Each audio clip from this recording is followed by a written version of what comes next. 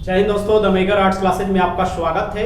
आज हम आपको पॉलिटिकल साइंस का दूसरा चैप्टर पढ़ाने वाले हैं। दूसरा चैप्टर है दो ध्रुवीयता का अंत।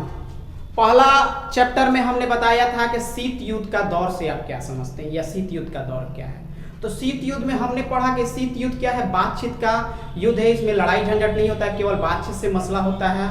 और हम आज ये दूसरा चैप्टर पढ़ने वाले हैं। दूसरा चैप्टर में है दो ध्रुवीयता। सबसे पहले जानना है कि दो ध्रुवीयता क्या है। शीत युद्ध में हम लोग दो महाशक्तियों के बारे में पढ़े थे कि दो महाशक्तियां कैसे कैसे उभर के आई थी। तो दो महाशक्तियां कौन थी? तो एक सोवियत संघ था और एक अमेरिका था। तो आप लोग पिछले वीडियो में ये सब जाना था और आज हम लोग को जानना है कि दो ध्रुवीयता का अंत। तो चलिए जानते हैं। आप लोग जितने भी लड़के आर्ट्स का तैयारी करते हैं, जितने भी बच्चे आर्ट्स का तैयारी करते हैं, वो इस वीडियो को जरूर देखें और दोस्तों में ज्यादा से ज्यादा शेयर करें। देखिए अभी सारे कोचिंग बंद है लॉकडाउन के कंडीशन से और बच्चों का पढ़ाई बहुत ज्यादा नुकसान हो रहा है। तो हमने क्या सोचा है कि क्यों ना हम लोग ऑनलाइन तैयारी किया जाए यूट्यूब के माध्यम से। तो आप लोग यूट्यूब को सब्सक्राइब, हमारे चैनल को सब्सक्राइब कर दीजिएगा। तो चलिए स्टार्ट करते हैं। देखिए बर्लिन का दीवार पढ़ना है। बर्लिन का दीवार बहुत इंपॉर्टेंट है। बर्लिन से क्वेश्चन भी पूछता है एग्जाम में। तो देखिए ये पूरा एरिया, देखिए ये थोड़ा सा बना है। ये पूरा एरिया देखिए, ये पूरा एरिया क्या था? ये जर्मनी था। क्या था? ये पूरा एरिया क्या था? जर्मनी था। और जर्मनी के जगह में एक बीच में ये स्थित था एक दीवार। अभी जगह के बारे में बता रहे हैं। पूरा ये जर्मनी था। जर्मनी के बीच में एक कोई जगह था, जो जगह का नाम था बर्लिन था। बर्लिन था और बर्लिन के यहाँ पर दीवार खड़ी की गई थी और जर्मनी की राजधानी बर्लिन को कहा जाता है। ओके, अब जानना है कि दो खेमों में कौन कौन खेमा था। तो एक पूर्वी था और एक पश्चिमी था। पूर्वी में कौन था? पश्चिमी में कौन था? तो अमेरिका था। और पूर्वी में कौन था? तो सोवियत संघ था। इसमें देखिए ये कौन सा प्रणाली अपनाया था? तो ये पूंजीवादी। और ये कौन सा अपनाया था? तो साम्यवादी। तो ये इंपॉर्टेंट है, इसको भी जान लीजिएगा। अब जानना है कि बर्लिन की दीवार से कौन कौन सा ऑब्जेक्टिव बन रहा है, कौन कौन से क्वेश्चन बन रहे हैं। दे भी सकता है कि बर्लिन की दीवार से आप क्या समझते हैं, ऐसे भी दे सकता है। तो चलिए जानते हैं। बर्लिन का निर्माण मोस्ट इंपॉर्टेंट है, पूछता है कि बर्लिन का निर्माण कब हुआ था। बर्लिन की दीवार की निर्माण कब होता? तो 1961 में हुआ था, जिसकी लंबाई 150 किलोमीटर है। ओके, कितना है? तो 150 किलोमीटर। अब जानना है कि जनता ने इसे कब गिराया था। जनता ने इसे कब गिराया था? तो 9 नवंबर 1989 को इसको जनता ने गिराया था। और जानना है कि इसका विभाजन कैसे हुआ। तो देखिए पश्चिमी बर्लिन से पूर्वी बर्लिन, ये पश्चिमी बर्लिन से पूर्वी बर्लिन था। इसका विभाजन का ये कारण था। अब जानना है कि बर्लिन की दीवार पूंजीवादी और साम्यवादी दुनिया के बीच विभाजन का प्रतीक था। अब देखिए थोड़ा सा, ये पश्चिमी और पूर्वी, पश्चिमी में अमेरिका था और पूर्वी में सोवियत संघ था। ये कौन से, ये पश्चिमी जो था यूएसए था, ये पूंजीवादी था। और यूएसएसआर कौन था? जो साम्यवादी क्या था? ये साम्यवादी विचारधारा अपनाता था।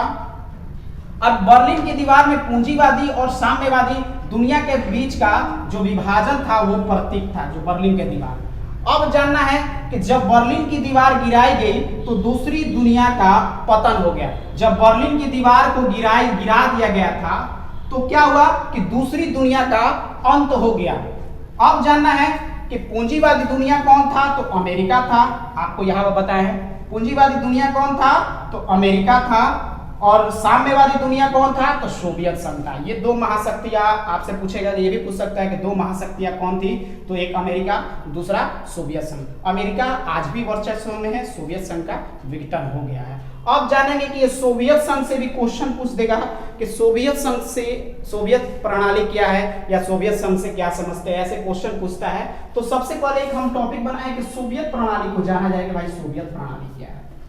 अब जानना है कि 1917 में रूस में समाजवादी क्रांति हुई थी। समाजवादी क्रांति हुई थी। कौन सी क्रांति हुई थी 1917 में? तो समाजवादी क्रांति हुई। इसमें पूंजीवादी का विरोध किया गया था। पूंजीवादी का विरोध का मतलब पूंजीवादी का मतलब देख, ये जो अमेरिका था, अमेरिका कौन सी अपनाया था? तो पूंजीवादी था।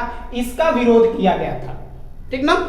अब जानना है इसमें साम्यवाद के आदर्शों को अपनाने की तरफदारी की जा रही थी। अब ये जो सोवियत प्रणाली था, इसमें सोवियत संघ की जो भी प्रणाली थी, जैसे पूर्वी में था यूएसएसआर, इसमें इन लोगों का मकसद था कि जो भी पूंजीवादी है उसका हम लोग विरोध किया जाए और साम्यवादी को अपनाया जाए, ये प्रणाली था।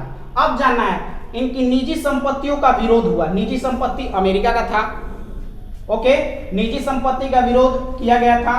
अब जानना है अगला पॉइंट, 1917 में रूस की क्रांति के बाद यूएसएसआर अस्तित्व में आया। 1917 में जो क्रांति हुई थी उसके बाद सोवियत संघ क्या हुआ कि अस्तित्व में आ गया।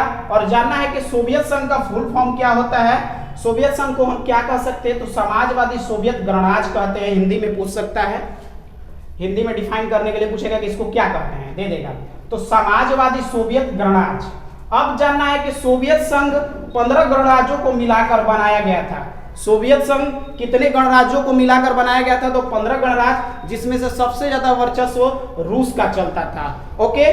अब जानना है कि सोवियत संघ में एक ही पार्टी का शासन था, जो कौन था, तो कम्युनिस्ट पार्टी। जैसे हम लोग का नहीं होता है कि भाजपा में भाजपा हो गया, क्या कहलाता है, कांग्रेस हो गया, आम आदमी पार्टी हो गया, तो वैसे ही क्या था कि सोवियत संघ में एक ही पार्टी का शासन था, वो कौन था, तो कम्युनिस्ट पार्टी में। ऑब्जेक्टिव में ऐसे पूछ सकता है।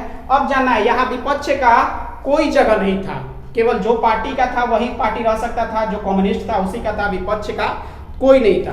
तो देखिए आज इतना ही हम बता रहे हैं, प्रतिदिन क्लास चलेगा, प्रतिदिन क्लास चलेगा। आप लोग इस वीडियो को अच्छे से देखिए और समझ जाइए, क्योंकि समझ जाएंगे तो लिख लेंगे, तो समझना बहुत ज्यादा है। तो आप लोग समझिए, प्रतिदिन आपका 1 हफ्ता आपका क्लास चलाएंगे एक चैप्टर का, और आपका उस चैप्टर में कंप्लीट करवा देंगे। अगर क्वेश्चन का बात हो तो आप हमारे कमेंट कीजिएगा, क्वेश्चन की जरूरत होगा तो हम क्वेश्चन भी आपको दे देंगे। तो अगर वीडियो अच्छा लगे तो लाइक एंड सब्सक्राइब